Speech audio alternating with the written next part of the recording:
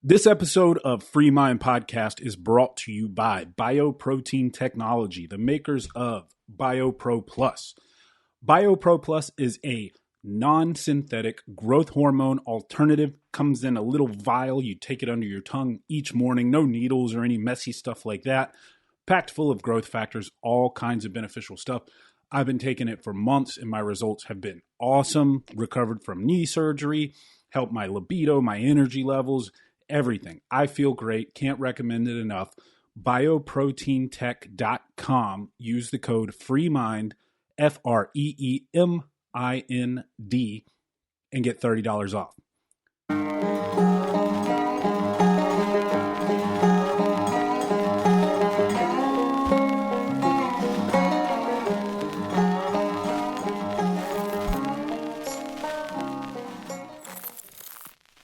On this episode of the show, I talked to Katie Arrington. Katie was the former Chief Information Security Officer of the DOD under Donald Trump. I've had her on the show before. We had a great conversation the first time. This time, no different. We talked about a number of issues ranging from foreign policy to the presidential election to domestic policy and even the culture war and sociological issues. I hope you guys enjoy this conversation. I know I did, so let's get into it. So, life has been good? Life has been good. I was just listening to the first episode we did, and I didn't realize it was the day after Halloween. So we actually just found out a few weeks ago that we're expecting, and the due date is on Halloween of this year. So we're really excited. Congratulations. Thank Mazel you. tov. Thank you. Yeah. Do you know what you're getting? A girl, another girl. Girl. Oh, I'm glad she's decided not to be non-binary. Well, she certainly won't be, what's the polite way to put it? She won't be exposed to that ideology bullshit in this household. Yes, that bullshit. That bullshit. There you go. You can say it.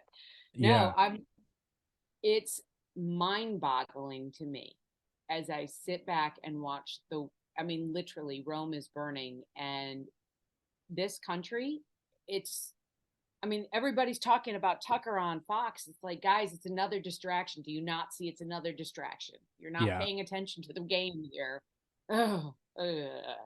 Yeah, anyway. They're talking about Tucker. They're talking about the Trump deposition, all that crap that's just completely ridiculous. The witch hunt that has continued for years now.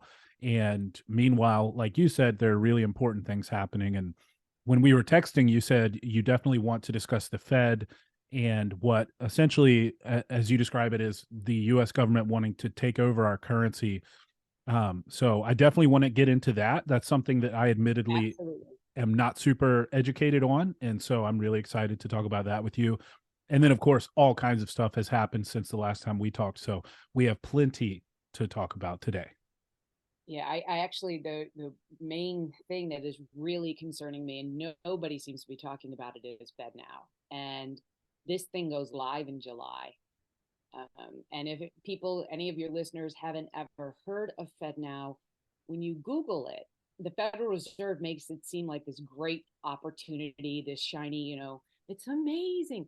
It's almost like, Dave, when China did this marketing plan for the 100-year plan that they have, they did this one video that everybody looks really happy and cheery, and it's all, the world is great and whatnot.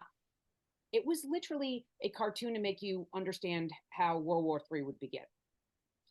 FedNow is, and I say this because we're watching the persecution of conservatives across the board.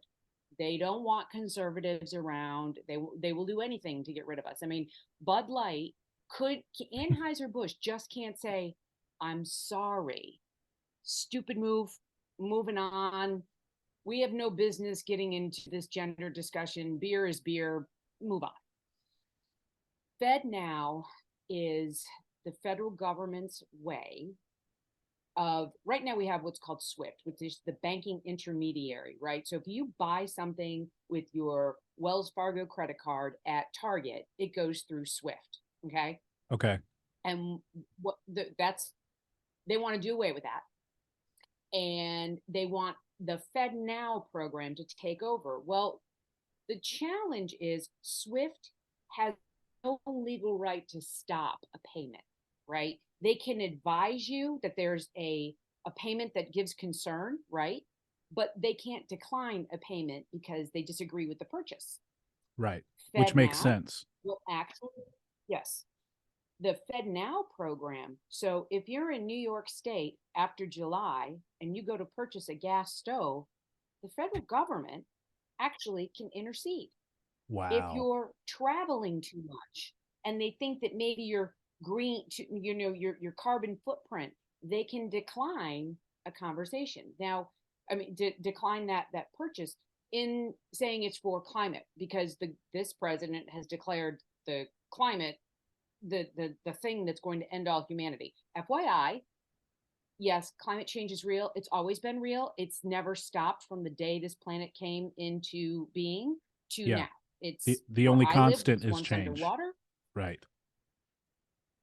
People forget the Grand Canyon just didn't show up. That was icebergs moving through, cutting through the planet. How do you think that happened, Greta, whatever her name is over in the UK? Um, Thornburg. Yeah. yeah, like how do you explain Grand Canyon? Right. Hawaii, it's a volcano.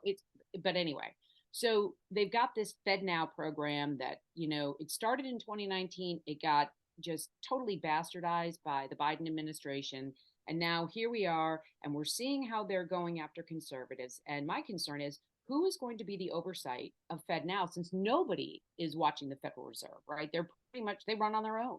Well, and And I have you think you'd think that no matter what side of the aisle you're on, you would be concerned about this because let's say we enact Fed now under this administration, and of course the lefties love that because it's a lefty administration. But okay, let's say the next president is someone that the left disagrees with. Let's say it's Donald Trump.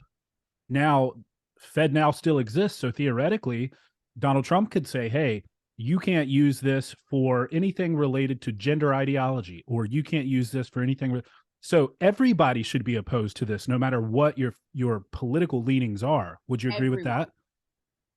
everyone. And I checked in this Constitution, because I always carry it around with me. Yeah, I got mine somewhere In back here. nowhere did I always in nowhere did it say the federal government had a right to decide on what you spent your money on Yeah, or how you spend your money.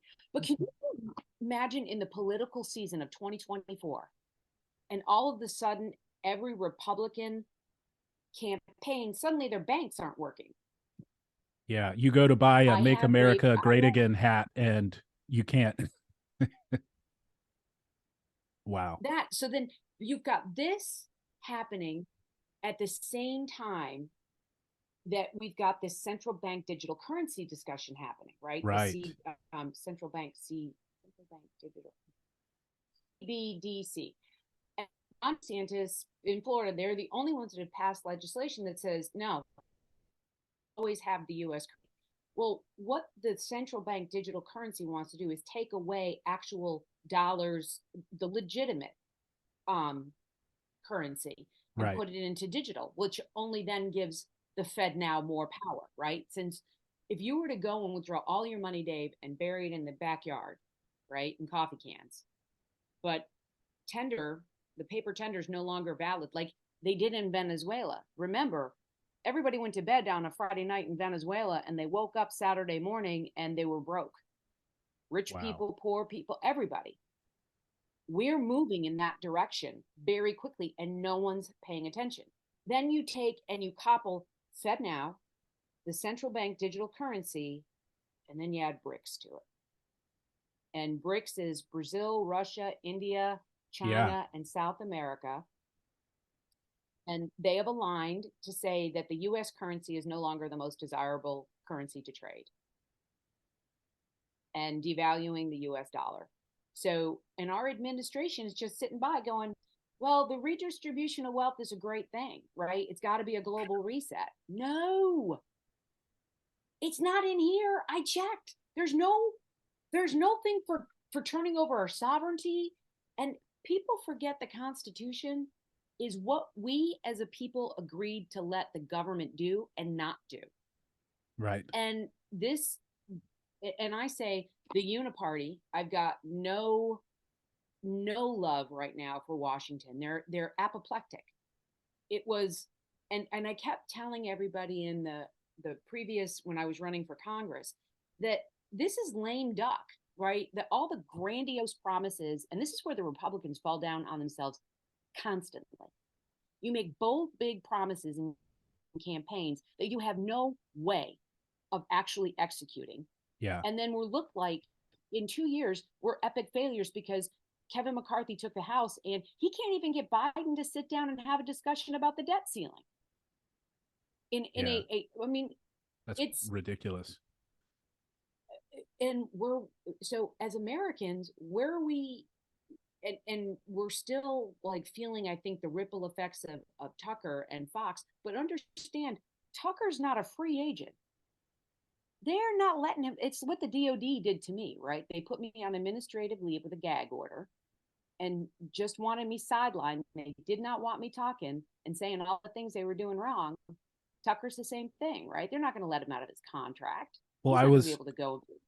I was researching that a little this morning, and I was thinking the same thing. But apparently, and this was just on, I forget which news show. It was an independent news show. I don't consume much mainstream media at all, if any.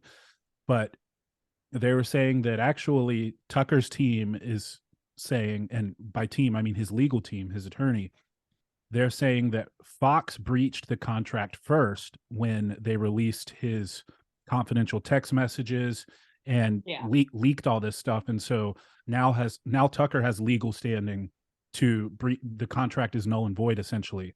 So I hope that's true. And I hope he's not beholden to them. And I tell you, all of this stuff that's happening with Tucker, it's going to crush Fox. I mean, I, or at least it should. I think that, I mean, there are a couple people I like on Fox. You know, I obviously loved Tucker, and I like some of Jesse Waters' stuff and Gutfeld stuff, some of it. But man, I mean, it's almost like they're trying to destroy themselves. And all these silly little leaks that they're releasing of Tucker being a normal human, it just makes people like him more. And you know, he recently, I think yesterday, he announced that he's going to exclusively be on Twitter. So apparently he's partnered up with Elon to do his show. Yeah. So, I mean, it gives me a little bit of hope. I don't know. How do you feel about that?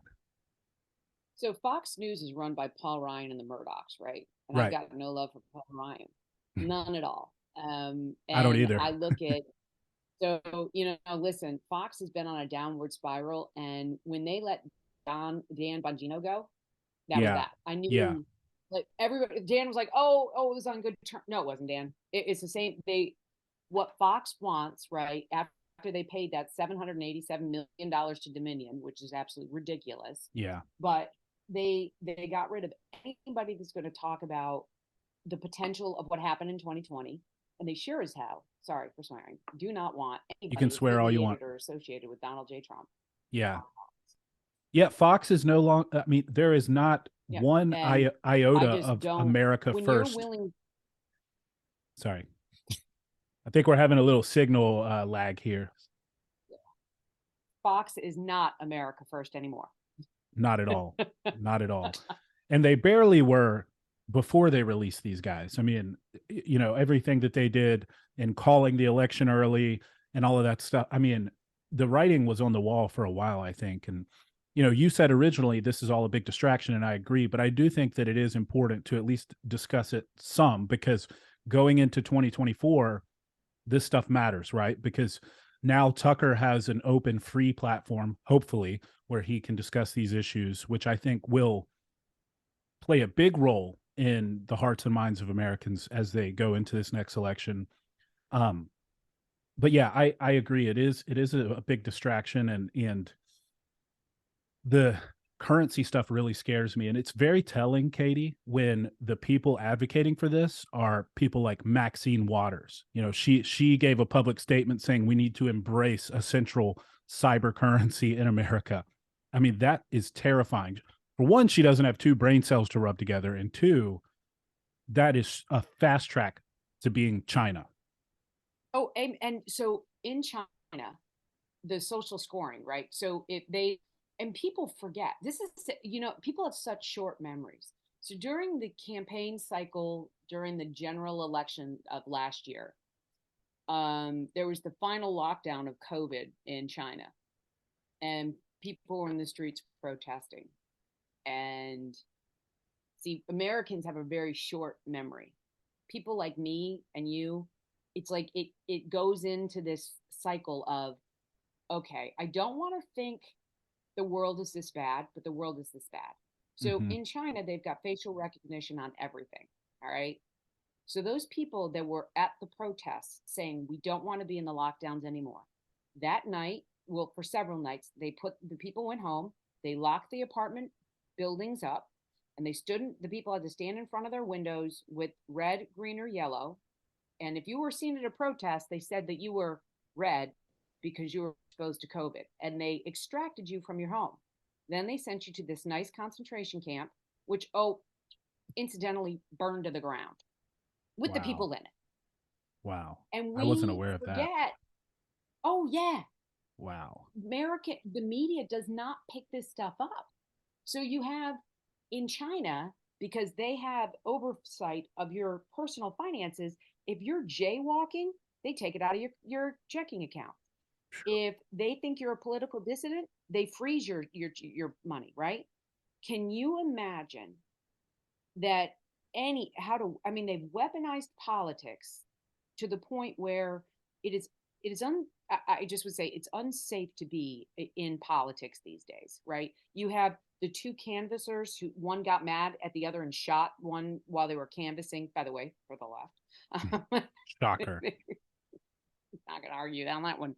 But it's not funny that somebody died, but it's like, guys, wake up. This is not, this is coming to your bank account. And when you're watching our banks collapse, and the Biden administration, when it absolutely floors me, your money is protected. Your money is protected by my money.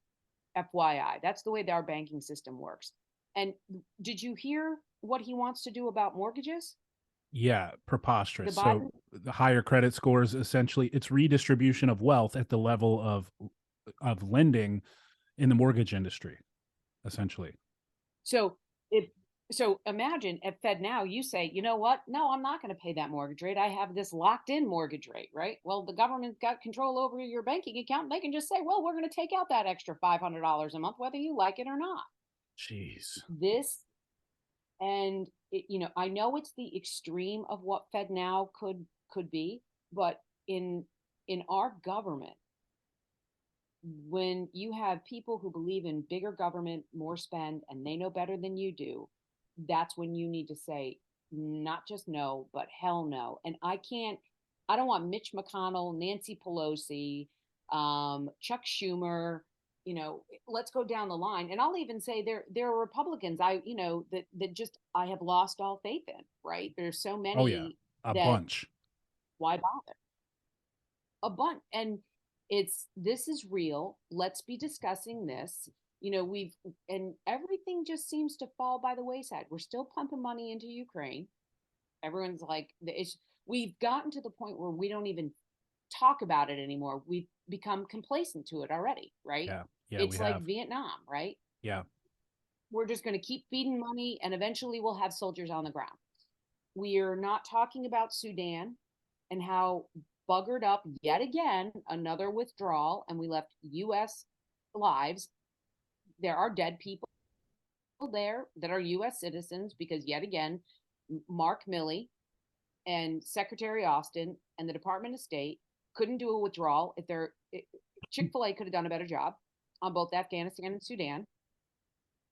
And we're the laughing stock of the world. Hell, Biden couldn't even be bothered to go to the coronation. That's right. Because because things are so tense around the world whenever Biden steps into the room that everybody just kind of is like, "Ooh, just keep him away." And if it's not a statement of our standing as the world's superpower at the coronation, I will say, did you see where they put Jill Biden? No. In the back of the room. Oh my gosh. Well, she belongs there, but that's not here or there. Yeah, and Look, I think part of it is probably also because Biden is a walking corpse and they're doing everything they can to keep him alive. So they don't want him traveling all over the place. That actually makes me think of Yeah. another question. What's your take on, well, actually, two things. I wanted to ask you about the drone strike in Russia that is, everybody's pointing the finger, right? Russia's saying they think it was, first it was, Ukraine, and now they're saying they think it was the US. Ukraine is saying it's not us. By the way, we need more money and weapons. What is your thought on that? Um, so here's my thought. Zelensky was a comedian before he ever became a politician. He ran on this platform that, and the Ukrainian people, this is not a disrespect to you guys. This is a disrespect to the government. It was one of the top 5 most corrupt governments in the world. Corrupt. Yeah. Yeah. Okay, Zelensky and the whole thing, people forget the short-term memory, right? So why did they try to impeach Trump the first time? Over the phone call he had with Zelensky, where Mm-hmm. he said, I'm not going to send you blankets and food. You need javelins and strikers. But hey, while I'm at it, why'd you fire the special prosecutor on Burisma? Wasn't a threat. It was a question because this is the most corrupt government. Zelensky is demanding that the world pay for this continued debacle. Listen, I've said it, and to the drone. Um, I would not put it past Putin attacking Putin for the sake of Mm. trying to make it to get more, I would say, feeling towards Russia that, listen, this is a territorial dispute, just like China and Taiwan's a territorial dispute.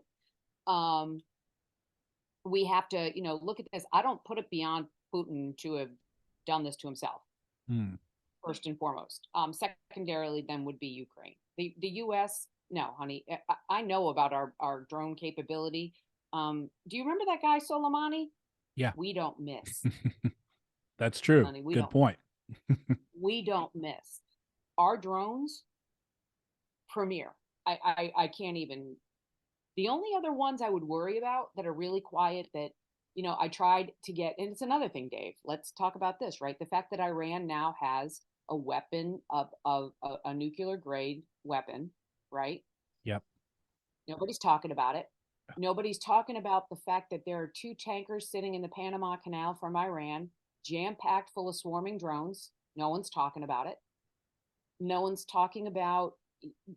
It's and you can't even bother with the mainstream media, right? And when you sit around Friday night with your friends and try and bring it up, some of them are just they're just, it's overwhelming, they don't want to hear about it. Right. And it's, guys, there's so many things going wrong at the same time, and you're getting distracted by the 0.0000001 of the transgender movement, right? Like, if you stop giving it attention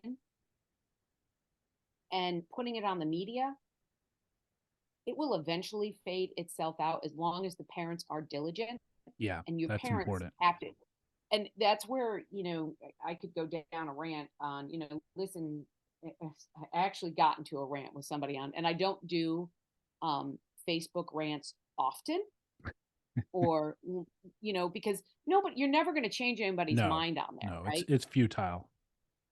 But when Nancy Mace goes on and says, let's agree that the pill for abortions, let's just say this is, Dave, anywhere in American history, can you, besides the Old West, when you committed a crime and you were drug in front of the sheriff and he made that, there was no judge, jury, or trial. The sheriff caught you, he shot you, or you got hanged, right? Right. Wild, Wild West. When do you ever think in U.S. the judicial system, if you were charged with rape or incest, that you would get court, you would get arraigned, you would get indicted, you would get prosecution and a trial within 3 months? This whole lie that they pass about, Yeah. oh, well, rape or incest. Listen, I went on a rant. Between free condoms, free birth control, free diaphragms, free plan B, not free, taxpayer paid, right? Sure. If None of it's you free. are, if you none of it's free, right? But when you have all of that and you want a pill at 6 months that you just feel like popping like a tic tac to end a life, Yeah. And that's actually a really good and point about the our 3 month thing. There are so many police yeah, departments with backed up backlogs of rape kits that they haven't gotten to. So that's actually a really good point. I hadn't thought about it from that perspective. it's all theater, right? It's all like, Yeah. oh, we want to appeal to the moderates. Okay, so listen, folks, you do understand murder is murder is murder is murder. Period. Period. Period. There's no level, and I've said this before in the top 10 commandments, right? God does not sit there at the entrance of the holy gates with St. Peter and St. Paul, and he's like, oh, well, you committed a level 1 sin violation, not a level 10. You get to come in. Right. It don't work like that. And these people that are so enraged to end a life, it's what kind of sick, twisted mind? And then my rant continued down like, there are people who are dying to have children. They're going to other countries to have children. The ones who are sitting in the foster system, and I am deeply, I'm not a foster parent, but I had 4 kids when my children went to high school, which was a minute ago. Parents just woke up one morning and said, we're done being parents. And I ended up taking care of these kids at 16 and 17 and 18 years old and putting a roof over their head and making sure that they got either into the military or they had a way to get to be productive citizens. I did that only because I love humanity and you never know who Jesus is. So you take care of these kids. But this whole thing that, these children would go unwanted. No, a newborn baby would gets adopted in a So millisecond. fast. Yeah. So fast. Yeah. And Americans don't care about the color of the skin. This is the whole thing. I just don't. Like, stop listening to the rhetoric, right? We don't hate each other. They want well, we'll go back. The art of war. What's the easiest way to destroy your adversary? From within. Yeah. Yeah. And And the only racial hate that I see, honestly, I've thought about this a lot lately. I think I'm married to a quote person of color, to use the modern mm, vernacular. And I know you're a Lebanese American as well. I mean, it's just when you think about it and you really dissect it and say, okay, where is their actual hate? The most hate that I see is against black conservatives by the modern left. Black oh, conservatives complete. I mean, and we heard it from Joe Biden's mouth, right? If you don't vote for me, you ain't black. They treat black Americans Yeah. like a monolith, like they have to share these certain political beliefs just for the sake of the color of their skin. And if they don't, they hate them and they attack them just ruthlessly. Like, look at Larry Elder. They called him the black face of white I supremacy. know. It's ridiculous. I know. Gosh. And that's the Yes. only racial From hate that I see. that. So, and I agree 1000% with you on that. And it's because the fear factor, right? Mm-hmm. So my mom and I think John F. Kennedy, I don't know who said it first, but I heard it from my mother. You only put down what you fear, Yes. right? Yes. Otherwise, there's no point to doing it. And why do you fear somebody with a different view? Like, and when you talk about that, right? So that will revert back, right? FedNow and what Mm-hmm. California is trying to pass on this reparations nonsense, Oh my right? goodness. Yeah. That is Can you wild. imagine if the federal government actually got behind that and they were in control of our banking and said every U.S. citizen is going to put $1,000, we're just going to take it out of your bank account tomorrow to help pay for reparations. I I'm perplexed. Perplexed. I People forget, and this is yet again, like we keep saying the same thing. I keep saying the same thing over and over this morning. We have such a short-term memory. Who were the pilgrims? They were indentured servants. Right. They were, for the most part, white slaves, right? That bought their freedom and ran to, to another country so they wouldn't be enslaved again. They were indentured servants. They were people who were, because of the class system where they were born, they had to buy their way into freedom. Do they count too, right? Right. They came over. Does that matter? And if that's, you talk about slavery, every civilization since the dawn of time has enslaved one nationality or race or another. It's not like this is new news. Correct. Not to say it's Or right. tribe. Yeah. Right. You think about that. Why do you think the U.S. government, right, in Sudan, right? Why did they shut down the embassy in Sudan? Do you think Sudan is treating its people equally and fairly? No. No, no way. It's and we and to be black in America, listen, the world is your oyster, right? I will be the one to say it. I feel badly for people that say there's such thing as white privilege. If you're an average Caucasian male, you're screwed. Hi. If you're right, if you're straight, you get B, A, B. You play okay on a college, on a high school sport, but you're not, you're not a superstar, right? You're not Tom Brady or Derek Jeter, right? Or LeBron James. Your likelihood to getting into a competitive school is slim to none because they want to make sure that they fill all of the diversity. And gosh forbid there was a conservative that snuck in there, right? We wouldn't Yeah. want that to happen. I mean, what school just froze the bank accounts of the Republican? Oh, there was a school that froze the Republican um, group on the campus. They actually froze their money. The Wow. Republicans. Wow. But it's so scary what's going on, and people just don't seem to want to pay attention. Either they're doing the ostrich thing, where you bury your head and pray that things turn out okay, or they're so overwhelmed by it they don't know what to do with it. Yeah.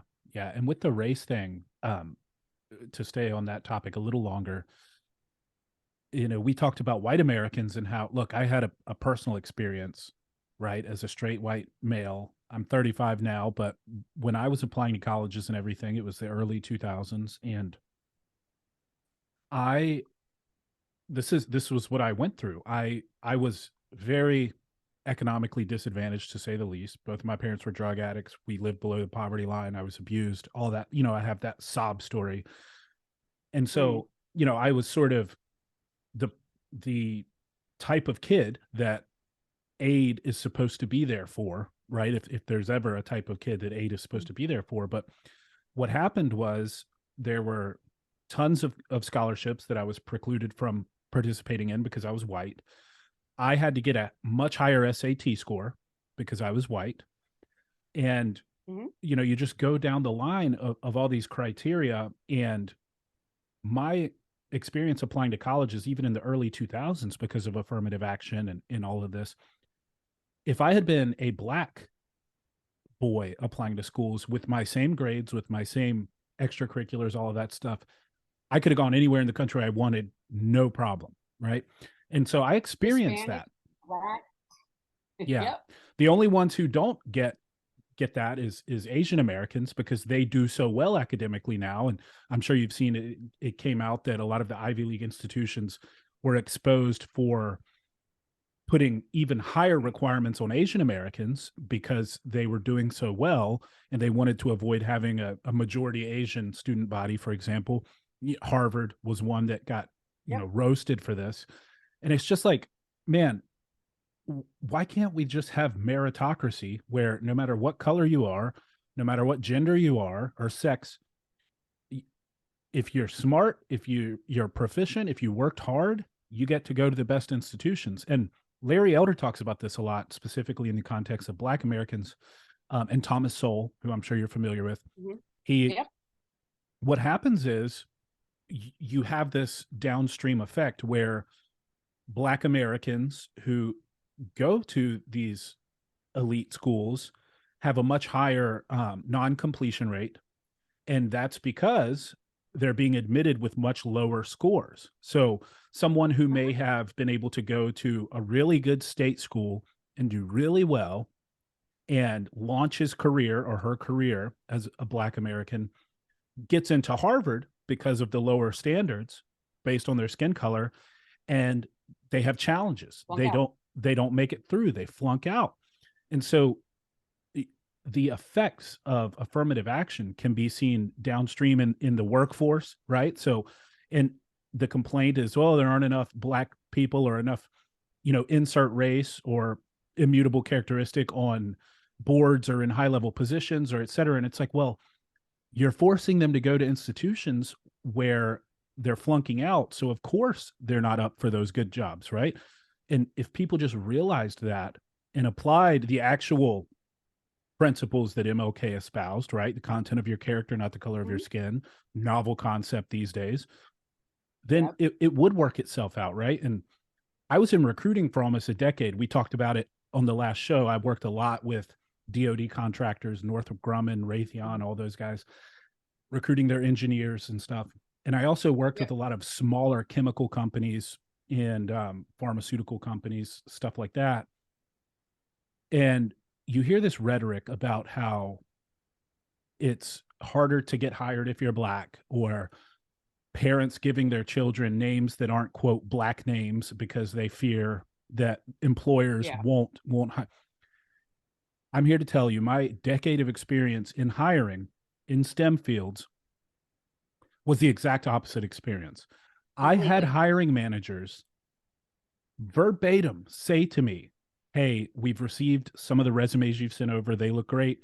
It looks like they're probably all white people. Do you happen to have any people of color you can send over? And I'd have to say, look, man, I can't recruit, or you can't hire based on skin color. There are EEOC regulations here. And so if anything, if I had any sort of race-based requests when I was recruiting, it was the exact opposite. It was like, we have diversity quotas. We need more people of color. It would be great if you could send us a Black female. And I'm like, that's not how this works. I look for the skills. I look for the experience. And that's it. So that was my experience with that.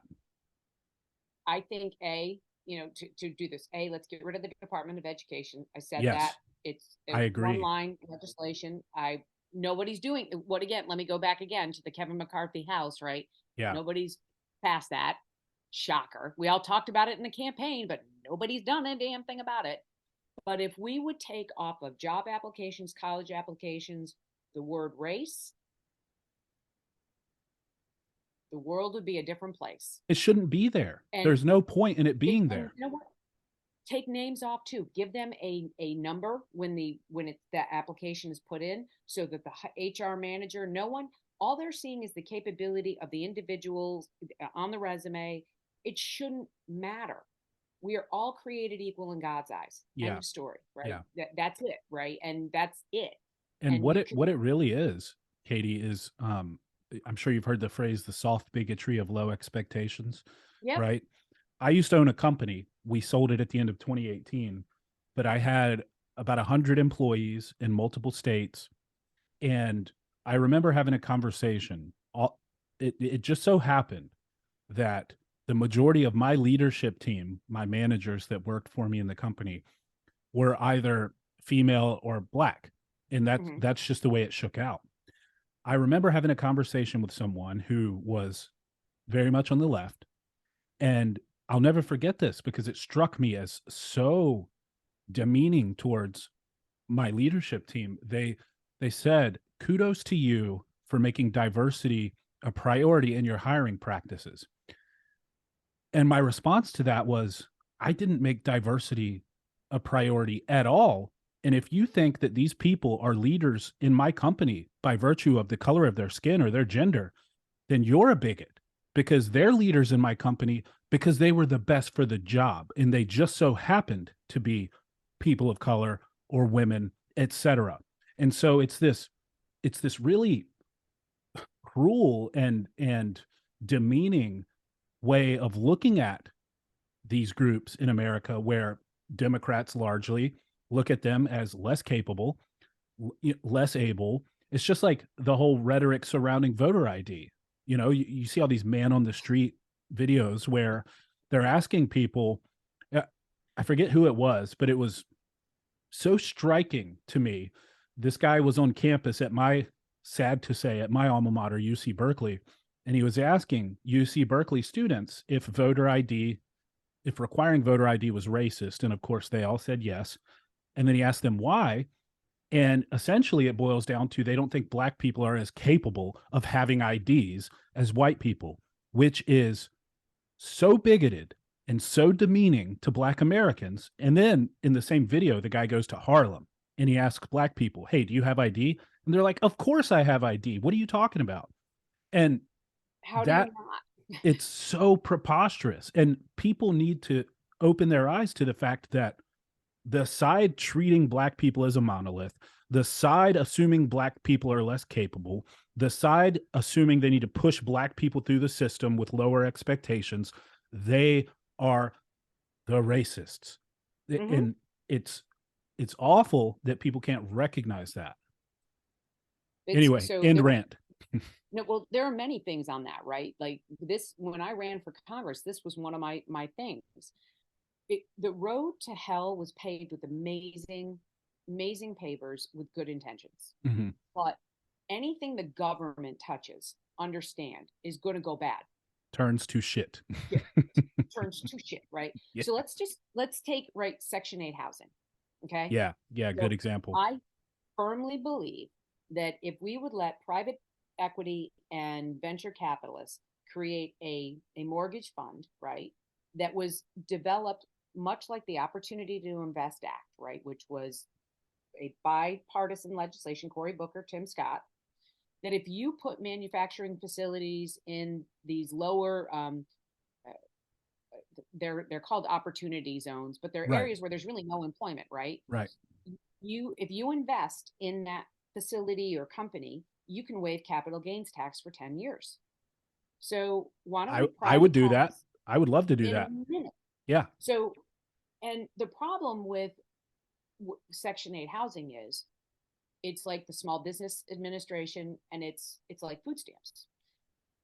It does not, I firmly believe that God wants us all to give a hand up, but never a hand out. In fact, he says it in the Bible, right? You teach a man to fish, you give a man a fish, right? Yeah, that whole absolutely thing.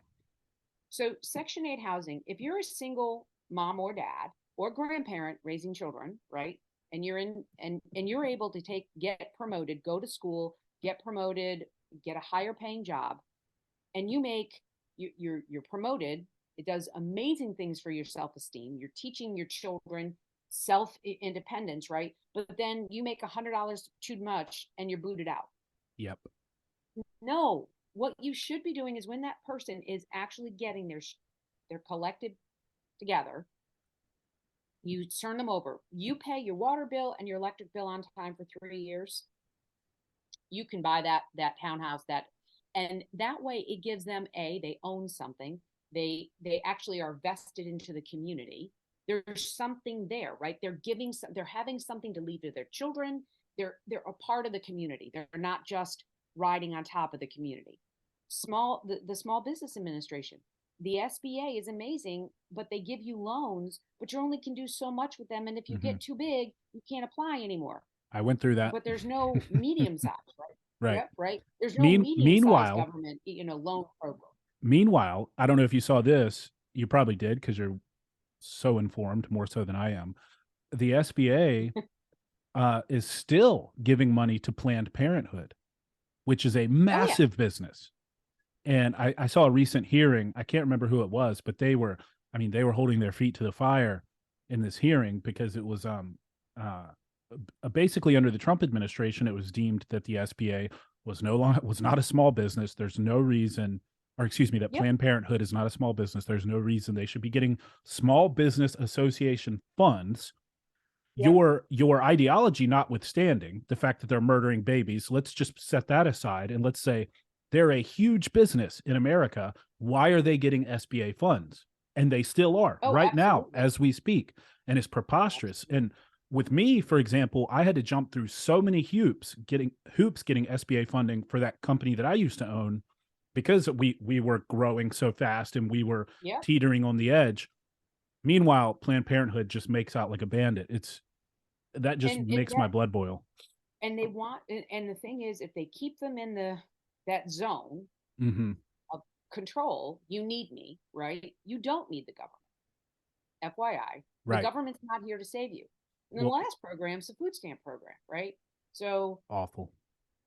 it doesn't incentivize people to do better. And that to me is the greatest sin that we have, murdering each other. But the greatest sin to me is not seeing and supporting someone to live to their full potential of what God deemed them to be. Yes. God does not make mistakes. Everybody on this planet has a plan and a purpose and a mission. You were created for a purpose. And for another human being to deny that, to say, oh, you should lower your expectations, you shouldn't want to get a better job or more pay because you might lose this.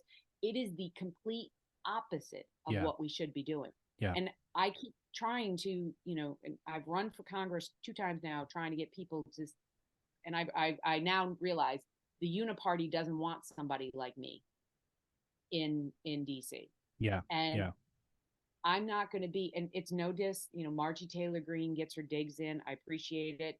Matt Gaetz, pretty solid. I think Matt Gaetz right now and Jim Jordan. Yeah. Matt, I love Jim Jordan in hearings. right. They, and and Margie Taylor Greene, right? The worst things the Democrats ever could have done was ban her from being on committees, because she created the Capitol Hill Club. That Mhm. woman has a corner in the Capitol Hill Club on the lower level where she runs business, right? And it's happening. And you gave her a full 2 years to get that together. Aside, it's a lot of theater up in DC, and nobody is really, Matt calls things out, but nothing ever gets done. I Right. love when Matt takes on anybody. I mean, if Getz is going to be, grilling somebody, I'm watching, right? Because Mhm. Matt is my soul brother. Like everything I would say in a hearing, he would say. And he's not and the other thing I'm going to give for Matt, he's not a hypocrite. Right. We have a lot of Republican hypocrites that and I have a dislike for Nancy Mace, the party of one up there in DC, the one I lost. No, Yeah, you yeah. you don't like Nancy Mace a lot? That's shocking. No, no. But it's like she was in a hearing not too long ago, chastising Twitter over, the vaccines. And I'm like, Nancy, what a short memory you have. You took Yeah. federal dollars and campaign dollars to do a vaccine campaign I in remember. the state of South Carolina. Yeah, I remember. We don't forget. At least we don't. But America but the does. masses do. Yeah. I'm Yeah. I'm just like, hypocrite much? No, Yeah. you think so? And then the whole thing, I could go on for days, right?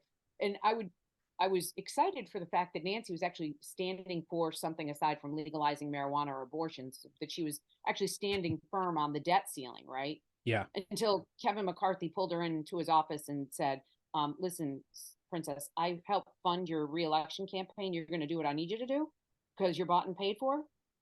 So why don't you just go out to the public and tell them that I heard you, and shut your mouth so I can get this going on, right? There's no reason in the world. I heard somebody tell this the other day. Since the birth of Christ, if we spent $13 million a day since the birth of Christ, we would not have, that's what we would need to spend to be in the amount of debt we are today. Wow. That's $13 million crazy. a day since Jesus Christ was born to today to get our national debt. And the omnibus bill that they passed in the Biden administration with, the infrastructure, which was all a bunch of joke. I mean, such BS. The COVID money that they haven't gotten back yet and we'll never see again, right? No, we have got to tighten our belts. We have got to cut out everything that is non-essential. And Ukraine is bleeding us dry. I could go on, Dave. I could go on. I mean, when did the Navy shipment that is now a drag queen, and because Navy recruitment is at an all-time low, they're trying to get what the hell? That's just going to drive more people away. I mean, it's Bud Light all over again, and they can't see that. And here's my question, right? So I keep telling everybody, there's no way we avoid war with China in 2024. I do not see a way Like we a avoid a hot war. war, an actual hot war with China. A war. Yeah. I don't see how we avoid it. Now, kinetic to kinetic, what we're realizing, what the world is realizing, is that kinetically, we have matched, right? There are no weapons that we do not have a match to. It's the Right. non-kinetic war that will be fought, that is being fought, right? As the person in the government, I have to be careful what I say. If people think that the train derailments and the NOTAM system going offline were by chance, no, you're dead ass wrong. Take it from somebody who knows. I can't tell you why you're dead ass wrong, but you're dead ass wrong. There was a major event in 2020, solar winds. Remember that? Mm-hmm. Okay. So in the federal government, when the adversary inserted the malware into the software penetration software that they did, and they were able to go and take the certs in most federal systems free and clear. At the time in 2020, I said, folks, there was a SASC closed hearing. I said, it's going to take them 18 to 24 months to put machine learning and AI to the data that they got. And they're going to start going after our most vulnerable systems, the ones that aren't encrypted, the ones that we don't put a tremendous amount of attention to, but are life-changing in our country. And I said this. And everybody in the room, and Millie was one of them, told me I was out of my mind. I mean, never mind the fact that you're the chief information security Information officer. security officer. I kind of know what the hell I'm talking about here. And I said the biggest challenge that we're going to be facing is the non-kinetic war, and it will start, and we will go to sleep, on a Friday night and wake up on Saturday and imagine the swarming drones I talked about earlier that are sitting in the Panama Canal that are Yeah. Iranian. Each one of those swarming drones with a small EMP capability. And they've just put those drones out in Miami, in DC, right? Now, in DC, they have capability to do stuff I can't talk about, but it still could happen. But imagine EMP spots around the country where you wake up one morning and nothing works. Yeah. And meanwhile, to go back to what you talked about originally with FedNow, is that what it's called? Yep. They want to completely take our currency and move it to cyber. Electric. Yep. Exactly. And at the same time, they they want to get rid of burning fossil fuels and move the entire grid to renewables. It just seems like such an obvious recipe for disaster in the context of 1,000. non-kinetic attacks like you're referring to. And to me, and I've told everybody, remember, and I've been saying this for so long, I almost get bored of hearing it myself, because as much as I scream and I yell and I talk, it's like, Keep screaming. don't hear me. Keep screaming, Katie. The NOTAM system did not just, you do not get a corrupt file in a mainframe and a backup. It does not happen. Just from computers, that does not happen. A corrupt file doesn't live like that. And you sure as hell don't shut down US air traffic for 12 hours. Okay. Right. So that was an adversary messing with it, and out of prudence, shut it down.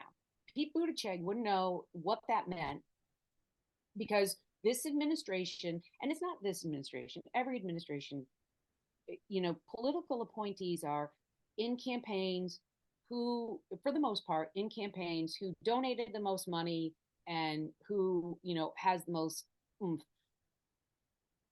I can tell you from mine, right? I stayed for almost a year into the Biden administration. When the January 20th came, and because I was a senior executive service member, I was not a political appointee. I never was a political appointee. But the political appointee I was assigned to, his name is Jesse Salazar. He has been fired, thankfully, quietly fired. first thing he said to me when I went in and I looked at his bio, I mean, here he is, this is the guy, right, who is going to be over the Defense Industrial Base. I was in charge of weapons systems and critical infrastructure and the DIB. The cybersecurity of all of those ultimately resided under my belt. And I go to meet him. I've looked at his LinkedIn bio. I see that he worked at McKinsey in communications, but I don't see anything else. Mm. And this Dave, I kid you not, this is how he introduced himself. Hello, my name is Dazdi Salazar. I'm the first openly gay, Latino, Indigenous Deputy Assistant Secretary the Department of Defense has ever had. And I said, well, that's great. That's awesome for you. But so I can talk to you at a level, I need to understand your basic understanding of cyber, IT, weapon systems, infrastructure, so I can communicate to you the most pertinent, urgent things. Well, my husband works, and I can't remember if it was NSA or Cybercom. He worked at one of them, and that was his experience. He wrote a speech for Barack. He wrote a speech for Barack Obama that won him a scholarship, that he was able to travel Europe and look at manufacturing, to which he is correct. Turkey and Germany have some of the most exquisite manufacturing facilities the world will ever know. And he said, I just want to build beautiful, equal but bureaucracy and policy and problems. We don't build facilities. And he said, well, Miss Arrington, my question is, why are you still here? I thought we got rid of all you people. Wow. All you people. competent people who were hired based on merit and who weren't political appointees. Who actually understand, right? And and Secretary Austin, I've been on phone calls and in meetings with him. I mean, he was not anybody's first choice, right? Everybody in the department was like, okay, who's going to be SecDef, right? You want strategic. This guy couldn't even get the folks and he's listening to Millie, right? And you ask me, and I will say, and I'm probably, shooting myself in the foot if I ever want a career. But most of the 4 stars that are flagging out now were chosen. Yeah. Most well, that's how you get Afghanistan, right? I mean, and I'm not, I will say that there are certain people in leadership right now that absolutely should not be. I've seen them. They're not the best of the best. Well, speaking of that, go ahead. I don't want to cut you off. No. Go ahead. I was going to say, speaking of that, because I want to talk to you about this as well. Speaking of political appointees, speaking of leadership that is incompetent, a particular name comes to mind, and that's Mayorkas. Mm-hmm. What so the heck is going on? So let's even discuss that, right? Do you not remember that every Republican was going to write to impeach Mayorkas? I remember. Yeah. Where'd all that go? So I'm on a text string with a bunch of congressmen and women. And I said, about FedNow and about Mayorkas. And they're like, well, impeachment will never get through the Senate, blah, blah, blah. I'm like, okay, pull the Hobart rule, people. What is that? What is that? So let me just Google it to double check. But the Hobart rule is where you can not fund a particular office in federal government. Yeah. You can actually not fund a particular agency. Just say, nope. Why aren't they doing that? Right? Something. But Mayorkas walking down and saying, like, Title 42, people, for the vast amount of Americans who don't know what Title 42 is, right? It's about to get real. You thought was bad. I'm sorry. No, you're fine. And it's not. This is another thing. This is another thing. It's not just, people are like, oh, it's just people from Mexico. No, people. No. It is not. It is. You have people from Venezuela, Brazil, Iran, and China are the number one Chinese. More Chinese are coming across the southern border than Mexicans today. You have more people Wow. from Iran. When they found an Iranian terrorist on the most wanted list in a trunk going across the southern border, know that they are placing those cells in America. And you guys, oh, it's just people wanting a better life. No, it is the convicted felons. It is, and the sex trafficking of children. So China is on the verge of a population implosion.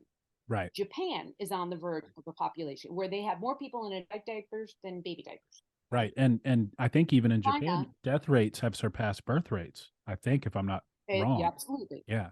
And China, when China did the one child rule, we came out with Planned Parenthood and abortions, Roe versus Wade, and the Chinese rule on that were about the same time, right? Because it Oh, was about interesting. listen, Yeah. this brain never. It's like, That's why I like talking to you, Katie. so we've done something to screw up population. Okay, so China now is in desperate. They murdered baby girls for the better part of 20 years because you were only allowed one child at birth and you wanted a son to carry your name on. Sure. Yeah. So it was not a crime to murder a girl. It was actually a benefit. And they are now on the brink of a collapse of workers. Where do you think these children are going? Now, granted, there's a lot of sex trade going on with sex trafficking. It's sick. It is sickening.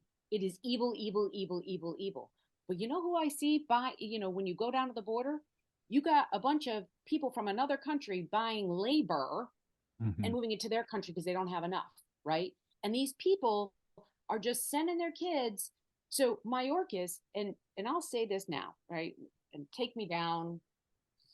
He testified that he did not know how many children were in America that came across the southern border.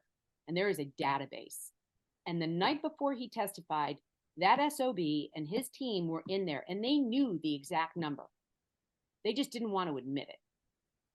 And he should be in jail for no other fact than you are literally the guy who's letting innocent children. Let's leave the M13 and let's take off the 17 to 25-year-old young men that they're recruiting to come in and take over and continue the drug trade. But Mayorkas, you had a 6-year-old girl. I shake when I read this. I was so Oh, angry. yeah. Who I had read it 60 too. Yeah. heaven. I can't even. Yeah. Ugh. That, sir, is why you will burn in hell. That is why So, you will burn. so bad. And there is not going to be this, absolution of, God forgive me of my sins. You literally are letting evil take precedent. I don't know. I'm having a horrible thunderstorm. It may be me. So I apologize. It probably, yeah. No worries. Okay. No worries. So no, I'm Mayorkas, the night before he testified in front of Getz, he was in that system and he knew damn well how many children have been lost. Of And what's course. happening, what happens is a child shows up at the border, they have a name of a sponsor. Because of the Biden administration rules, right? There's no background check on this person. There's nothing. The child is turned over to, if the person picks up the phone, they come and they pick up that child. They have literally 750 to 1,000 children going to a single individual in Oakland. They have Wow. 500 kids going to one sponsor. And all they're doing is moving these kids. And you're shocked when you see in McDonald's in Kentucky last week that there were two 10-year-olds working. I saw that. Yeah. Right? How did that? There's so much here that we could So be doing. let me ask you this though. We know we know what is happening, but what's the why? Why are they allowing this to happen? Because clearly it seems that they're compelled to keep the border open. Is it because they're essentially trying to raise up a new voting block? What's the reason for allowing this to happen? So I think it's multi. All Okay. right. So I firmly believe there are people in Washington who have been bought and paid for so long, aka Kevin McCarthy. Like when you want Hmm. a job that badly, you should never get a job that badly. Right. I agree 100%. Mitch McConnell, like all of them, right? They're, and I'll say this, I locally endorsed somebody running against an established politician too, which I think has done wonderful things, right? But he has been in service for 10 years. I believe in term limits, so I endorsed someone else. And he was like, I can't believe you would do that. I'm like, listen, my beliefs, my credos, I live by them, I right? stand by Term my limits principles. Sorry. I stand there. Yeah. If you stand for nothing, right? I stand by these. So if they really wanted to change, right? But I believe the people in Washington have become, you go Washington and you don't even know that you've gone Washington. When you get there, right? And as a B level I was a state level politician, right? People treat you like you're somebody. And suddenly, like, you're given tickets to events to go for free, and you're treated like you're royalty or you're a celebrity or you're the most intelligent person. And the reality is, you're not. And you're a servant, a public servant. And, it distorts the mind. It does something when you're told, you need these people, and your ideas are the most influential, and they're the best ideas, and it changes your mind. It changes who you are. And people go to Washington, and let me tell you all how it all really works. You get, there's a case, all right? They're one of these. Whether you stayed around long enough that you more than anybody, and you're getting out of seniority. But that generally isn't the case. It's the amount of money raised. So in Congress, they are elected. The NRCC picks up the phone and, okay, so we need to start scheduling you for call time. And you have to raise so much money, not only for your own campaign, but for the NRCC. Right. If you raise a lot of money, you get committee chairs, because then it gives you new opportunity to raise money with the special interests. You're breaking up again. Diabolical it's diabolical how they've done this, right? So you have people on committees that are the chairs. The only reason they got that is because they raised enough money, which means that they're bought and paid for by special interests. They're the absolute wrong people to be on these committees, right? And if we ever want our country to get back to some semblance of normal, Congress just voted to give themselves housing allowances. You're making $180,000 a year. You're not supposed to. You're up there maybe 2.5 weeks a month. Live with somebody. Get an apartment. Do it. Be a servant leader, right? You don't need, like Nancy Mace bought a $3 or $2 million house up there. Like, why? Wow. How? Yeah. Yeah. Well, that and her fiance helped her, but let's leave that one be. And, but and then you have people like Dan Crenshaw saying that Congress members should be able to trade individual stocks because they don't make enough money. Bullshit. Give me a break. Bullshit. So here's my thing. It was never supposed to be your career. Right. You're supposed to be there for a short amount of time and get the hell out and go back. It was never supposed to be a money-making career. You should never make money as a elected leader more than the median in your district. You should look at it as doing your time, serving, and then moving on. So for me, I was willing to donate. And I happen to be married to a very wonderful man who has, we both have, and boots up, right? Neither one of us got the world handed to us on a silver platter, by no means. I was married at 19, had my first kid when I was 20. Listen, my husband, both of us, school of hard knocks. But I firmly believe that no congressman or woman or senator should make more than the mean of their district that they represent. And if they did that, I have no problem paying for a modest, but you shouldn't make more money than the people you're representing. Yep. And you shouldn't get these perks. And if we stopped going to Washington every night there's a cocktail party and you get to go to balls and you have to, if we stop making it a glamazon event, right? And we make it servant leadership, much like a pastor in a church, right? They're not rich, right? Right. And forget Some that of them.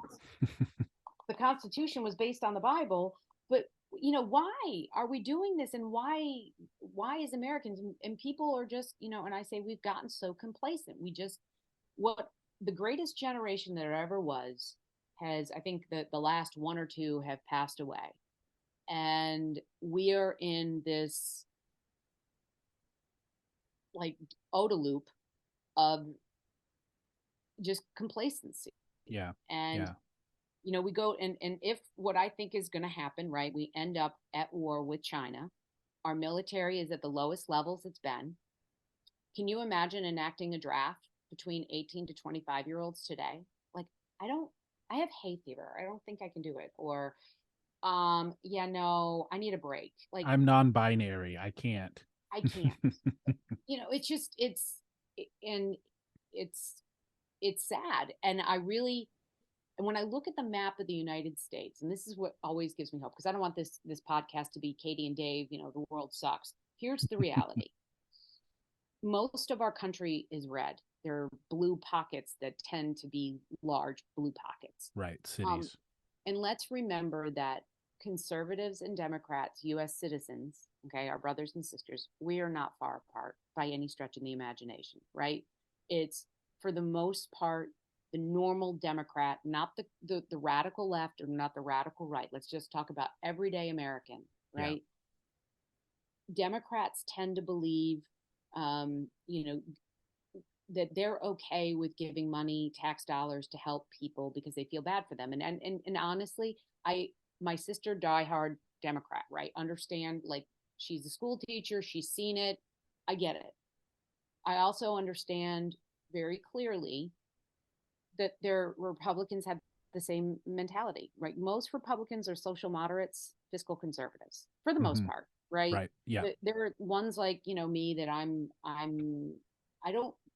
don't care who you marry, because you can create a legal contract with anybody you want, and that's all a marriage is a contract. I really got no time. The government, move on. I have a problem with my tax dollars. I don't believe in abortion. I don't believe that my tax dollars should have to pay for an abortion, because I believe that is a sin for me, and I struggle. I don't want my money go for mutilating children. I don't want my money to go to paying for someone to change their sex orientation. That's not what tax dollars are used for, right? I don't want my child or children to be taught anything in school other than the basics, math, science, English, history, real history, right? The ugly, the good, the bad, and the ugly of our country. And I want to sit in on the sex education classes with my kids, because, well, mine are now grandchildren, but I don't want anything like that to happen. Like, I want everyone to have a fair shot. I want all Americans to do and get the best. What I struggle, and I'm going to say that nobody has said, will probably be my survivor, but I will tell you, when we look at what's happening in Chicago, Minneapolis, and the housing crisis in California, where they want to give reparations, we are talking about a lot of minority communities that have been told that there's no hope. Right. Remember on the Arab Spring? 10 degrees north and 10 degrees south of the equator, there's no hope. It's called the Arab Spring because there's no potential for jobs. I mean, it's desert, etc. I look at those communities as being given no hope. And when there's no hope, humans just break down rather quickly. And you're seeing that, right? You're seeing mass looting, right? Target, you downtown, they're shutting down all these. Whole Foods is shutting down. Now, these are extremely leftist, right, organizations. Do you understand why you're having to shut your stores down? Because you've let the mob mentality take over. Never was good. And say, right, when the mob mentality of lynching in the South and the KKK was running mad, that was horrible. That was bad, right? That was absolutely an abomination of humanity. But So is beating someone to death with a brick in the middle of a Black Lives Matter movement because Mm-hmm. you just like that, right? It's the same thing. And this dual system of justice that we have created has to stop. We've got to get back and remember that we are Americans. That's all we are. Call it a day. And stop trying to feel bad. Feeling bad for somebody never fixes a problem, right?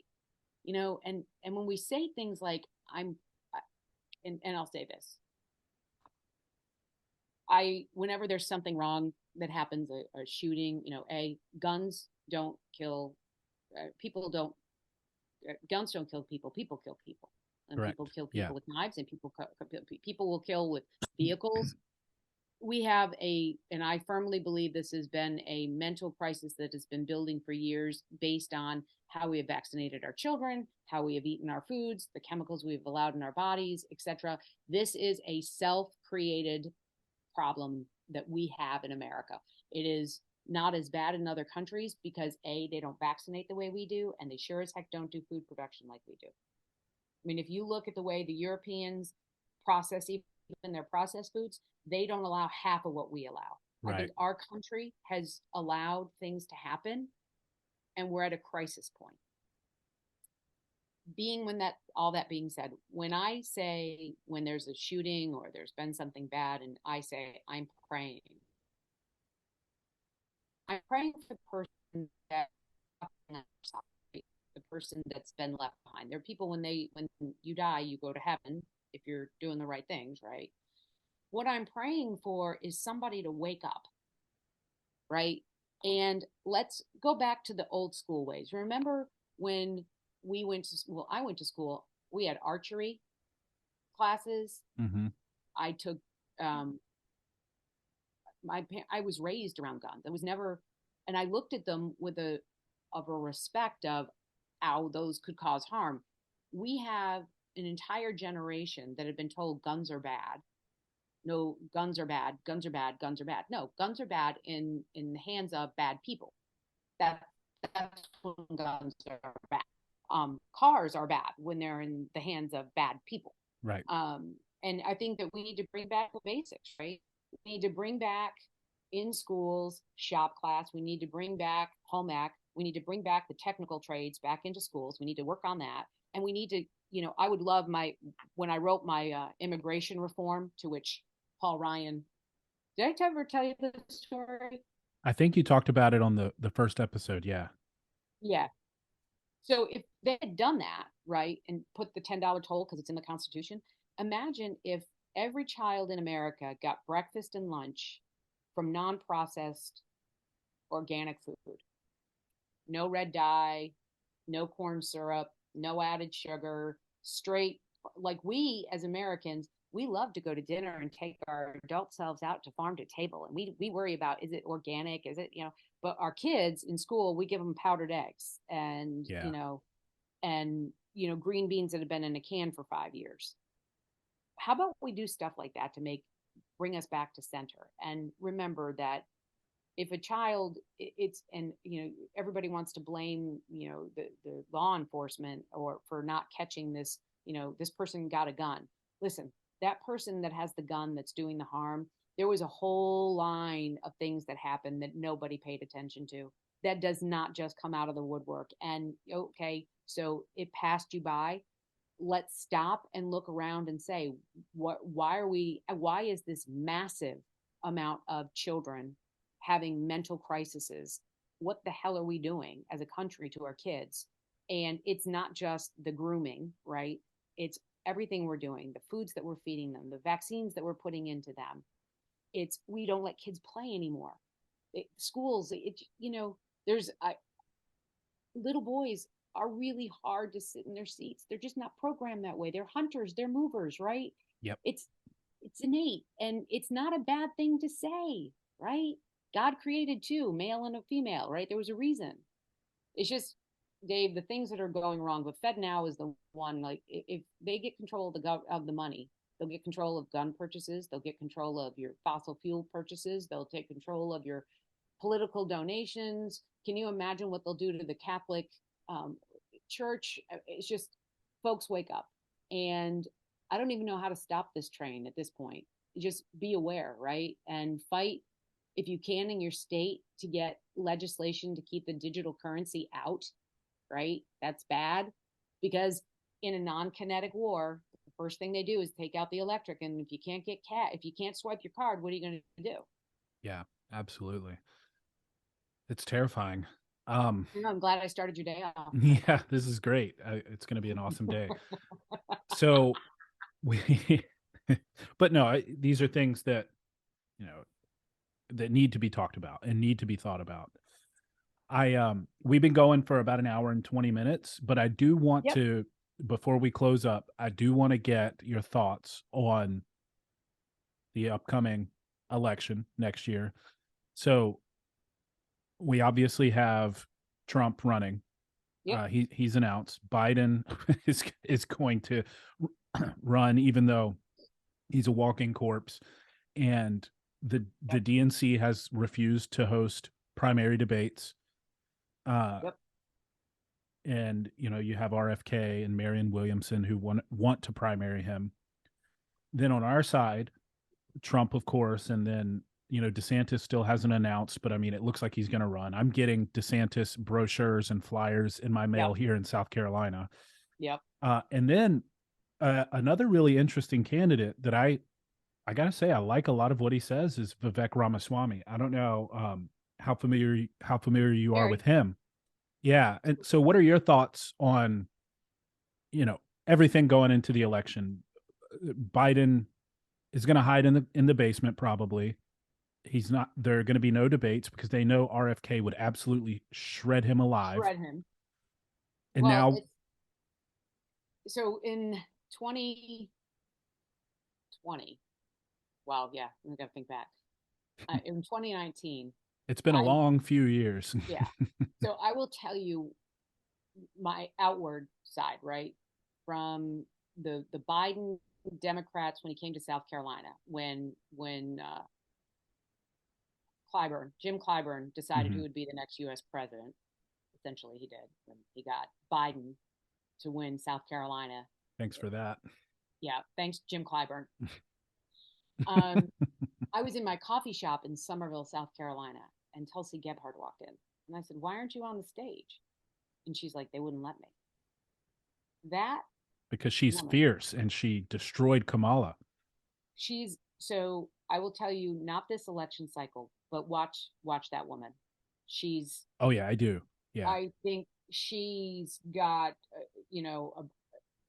there's very few holes you can poke in that woman's character and what she's done, what she stands for, how she goes about the fact that she's defected from the Democrats. She hasn't come to the Republicans. She's just saying they're so completely broken.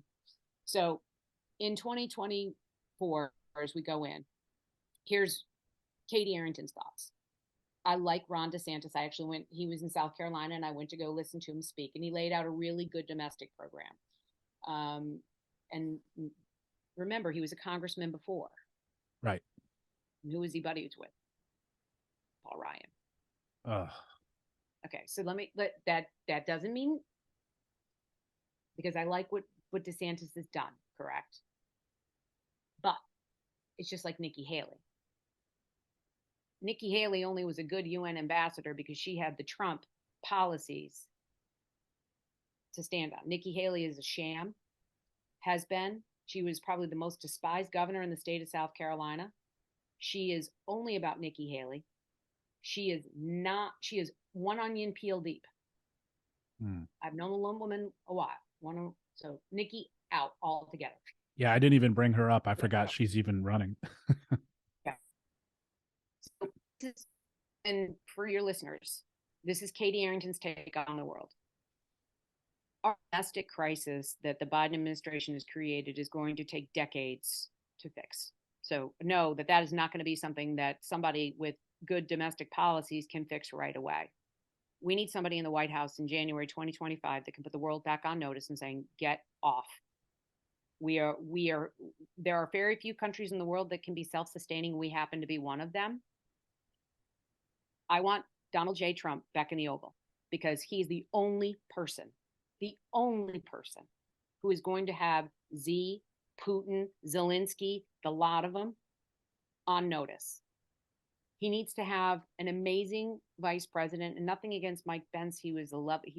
I've Mike Pence. I disagree on what he did on with the January 6th vote personally, but other than that, I don't have an ill word to say about Mike Pence. He is a good Christian. He and his wife love each other, love their children. They have done an exceptional amount. I have nothing. Won't say negative things. I think that the DeSantis Trump ticket is good, and let DeSantis get international experience because he really doesn't have any true international experience where people understand. He was in the military, no doubt, Congress, no doubt, but international is a whole different animal altogether. Right. I think Carrie Lake is another one that I like Carrie. I like Carrie. And right now, I think everybody's vibing to see who's going to be Trump's choice for vice president, right? Mm-hmm. Is DeSantis even an option, though? It seems like there's so much animosity between them. I don't think it's animosity per se. So here's what I would say. They both are the same ilk.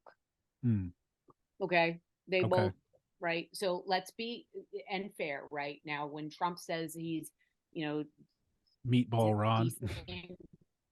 Yeah, whatever, right? So in 2018, 2018 or 2016?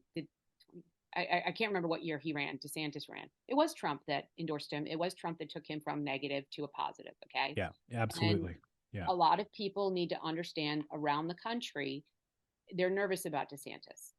There are things about him they like, but there's things about him that they're unsure of. That he's the governor of Florida, and he and for good intents purposes, he says, hey, listen, I took Miami-Dade and no Republicans taken it. Yeah, but you forget that there were riots in Miami-Dade and you shut them down.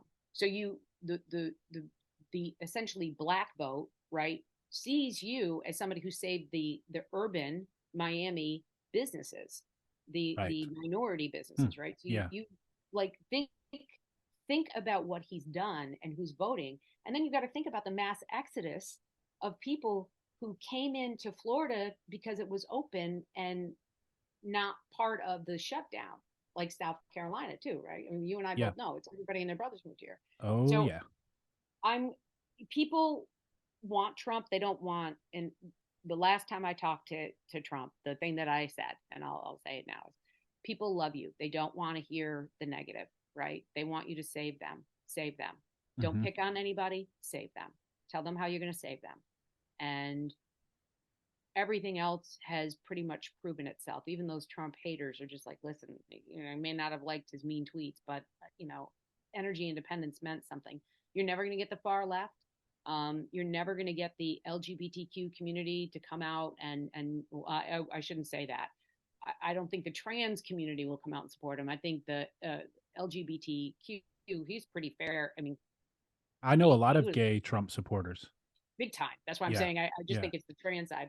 And if you have to think why they're trying to keep him out of office so desperately bad. It's because he wants to break the machine.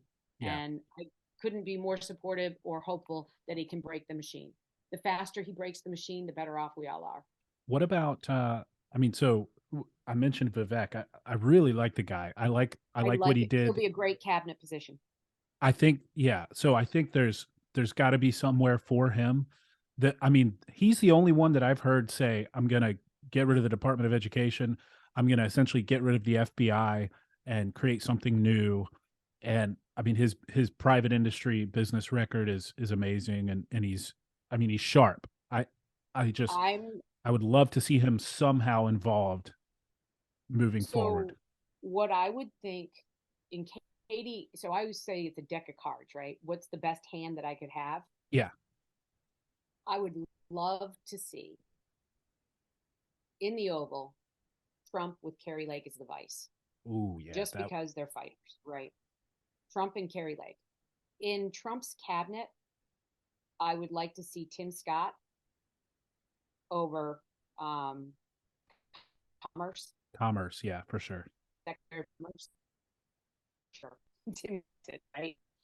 I would like to see Vivek on there are a couple of different ways, right? And I'm saying that not the interior. He's in the Secretary of the Interior. I mean, he has got some really great ideas. I think Tim, I think Vivek. Um, as I go around and I look, um, Tulsi. you're not going to get. I would love to see Tulsi. Right? I would absolutely love to see Tulsi. I would love to see Ben Carson again. I think he was epic. Yeah. Yeah. I would bring Betsy DeVos back because Betsy was shut it down, shut it down, shut it down. We shouldn't be here. Shut it down. Somebody shut this down. I would love to see that. There are so many. Vivek could be over housing. I mean, he could essentially do what Carson did before. I think Yeah. I mean, there's a lot of places I think he could actually be good. So there's like the Christy Noem. She's just going to stay a governor, and that's going to be her place, which is good. She's doing a great job. She's killing it. She's killing it. Sarah Huckabee needs to be governor a little bit longer. What about Katie Arrington? I would be honored, but I don't think I'm a big enough fish for and I'm not a yes person, right? That's I'm not the girl to come in. A dear friend of mine says I have sharp elbows, and I said no, it's and okay, maybe I do have sharp elbows because I really don't have time for BS. That's what we God need. That's what we God didn't need. guarantee us anything more than this exact second. So are you living it in your best? But I definitely want to see Trump back. I know there's a lot of people out there that are just like, no. Yep. And the fact that they're going after him as much as they are, that makes me want it even more. Now, the challenge is, right, and I pray, when I say I pray about this, I don't want vindictiveness. I don't. Yeah. I pray that we don't go and you did it to me, so I'm going to do it to you. Right. We need to go back to and Trump was not without fault. And I worked in the Pentagon under Trump. I did the pandemic supply chain. I was, I've known the president. And things have been said. He said I was a long shot. That damn near broke my heart when he said that. After I lost, I'm like, well, I lost because nobody was donating money, right? The PACs were killing me. But I don't see anybody out there that can get the world's attention quickly enough and know that we mean business. DeSantis and the two main competitors for this are DeSantis and Trump. Right. And the only way DeSantis is going to be able to prove his capability is to go and actually start war for the world to take him seriously versus Trump, who will say, you remember what I did to Soleimani? You remember what I did here? Do you remember what I did there? I'm not afraid. Do you remember when I told Kim if one hair on one U.S. head was out of place, I'd level the country? Everybody in the world knew he was serious and wasn't kidding. And by the way, also brokered monumental peace treaties. Yeah, like I think a great balance. Yeah. And it's people dislike Trump because of his personality. If you actually knew these people behind this, the thing with Trump is he's not phony. Who he is in person is who he is on the podium, is who he is all the time. That's all he is. He's Tucker Carlson. You may not like him, right, all the time because he is what he is, right? Right. If people actually understood what people were like on camera and then off camera, like I said, politics is theater. They wouldn't elect 90% of the people they elect. I believe that. And I definitely think, DeSantis is a huge force. I think he's got his time and his place, I think, with the mentorship of a president. And I don't think Trump wants to go, if I'm Trump, right? And this is just Katie Arrington. I'm going to go and get the world back in order, right? I don't want to do it again. I want to make sure that we have a good group to replace this group. And that's where Republicans have failed. I believe, I know we're wrapping it up. I believe the only way to fix the system is take all PAC and special interest money out of primaries. Only people that can donate in primaries, a maximum of $500 per person, and they have to live in the district in which they're at. That'll make career politicians kind of evaporate on the ground and do the work. And by the way, in South And then they Carolina, couldn't can be we in. get rid of open Republican primaries? Yeah, That I is tried. preposterous to me. It is. I tried, and the rhinos in South Carolina, they're it's just like It doesn't make um sense. well, that's like the senator that Republican senator that blocked the abortion bill last week, Penny Gufferson. I, Hmm. I like I donated to her, and I mean I'm that girl. Like I text people, I'm like, hey, listen, FYI, I will make sure that you're primaried, right? That was anti, and for you to go on CNN and be proud of that, like no. Hmm. And here's the one thing that everybody should take into consideration. Do you want to vote somebody in who they're going to put America first? They're going to put you first and the politicians and the establishment behind that. Or do you want to elect somebody who has done nothing but cater to those people to get elected? And what do you think is going to happen? Big Pharma is They're in their running this pocket. country. Yep. Yeah. Big Pharma, China, that are, the Biden family, bad. So my view, Trump, DeSantis, then possibly if Trump and DeSantis can't work it out, Trump, Carrie. I just think Carrie Lake is a force of freaking nature. Yeah. She's a force of nature. Do you think she's too polarizing though on a national scale? Probably. I mean, and that's where What that's about Tulsi as VP? I mean that could be a pretty darn that would dangerous be an unbeatable combination. ticket. That would be an unbeatable ticket. That would be the ticket that everybody goes, oh, wait a minute. Okay, so you have an independent, and I would say that between Republican and Democrat his entire life, right? Hmm. Truly an independent. He's a conservative independent. Yeah, Um, wouldn't that be interesting? I think it would be But amazing. time will tell. Right now, Trump's leading the polls everywhere. I know DeSantis is making a big push in South Carolina. Tim Scott will make a push. And what happens, folks, in politics? And I know we're way over, but this is how it works. Politicians want to keep their powder dry. That's what they call it, keeping your powder dry. You don't endorse anybody that can hurt you, right? You don't pick sides, which I think is ridiculous, right? As an elected leader, you should have an opinion, but it should be your opinion. Hmm. And the second thing is any elected official that said, I voted my conscience, never elect those people again, because it's not their conscience I want. Not yours, mine. Right. Yeah. Your conscience means absolutely nothing to me today. You you You said you you were going represent to us. say us. And when was the last time you had somebody? And I live in South Carolina in Mace's district, which was really funny because no one heard from her until I started to run, and then everybody, she was here, there, and everywhere. If your legislator isn't involved in your community, you don't see them. And I'll use Joe Wilson because he is one of my favorites. And I don't agree with everything he's done, but I love me some Joe Wilson. From You Lie, when Barack Obama was doing the State of the Union, Yes. his Yes. You Lie. Yeah. Um, and he endorsed me, but there isn't anywhere in his district you don't see Joe Wilson. And he never not talks to his constituents, and he always makes time to see them. I have people calling every single day. They want to talk to Nancy Mace. They want to have a bit, get in.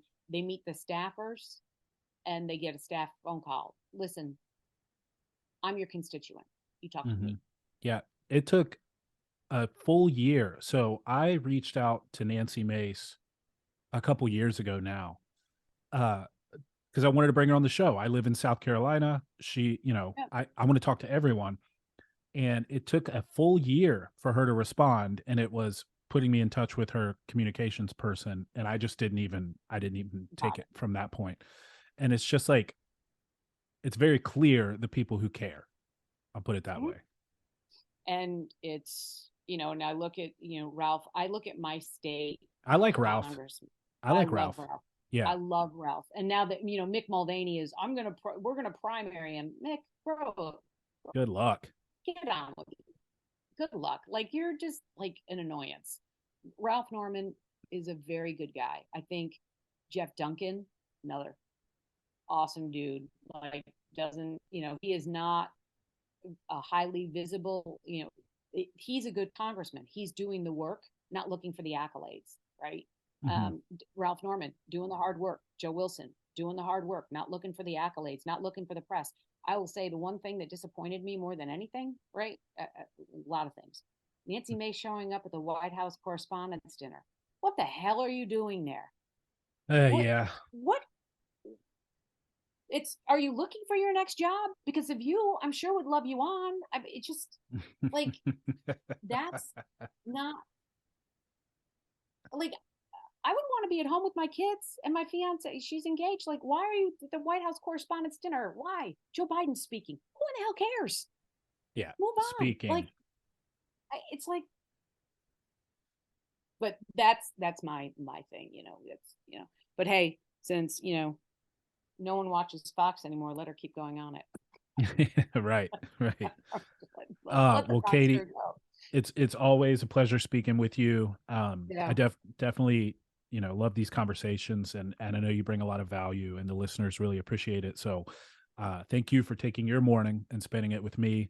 And I guess we can wrap this up by just really quick. What's the future look like for Katie Arrington? What do you got planned? So I have been deeply involved in helping get the supply chain back on track in the U.S. Hmm. Um, so I have been spending more time in DC than I ever wanted to after leaving, trying to get that and working on the policy behind it and actually creating strategies that make sense to bring back our manufacturing, specifically over pharmaceuticals.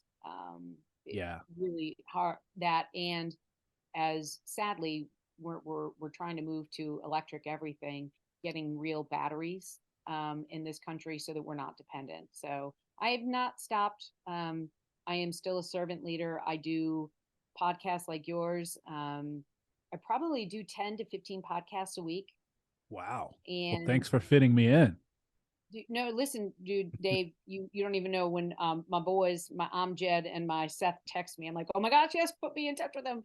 Um, I love oh, Amjad stuff. oh my God, snowflake tears, he kills me. He- It- and he's he so has. young. It's like I love seeing young people like that involved.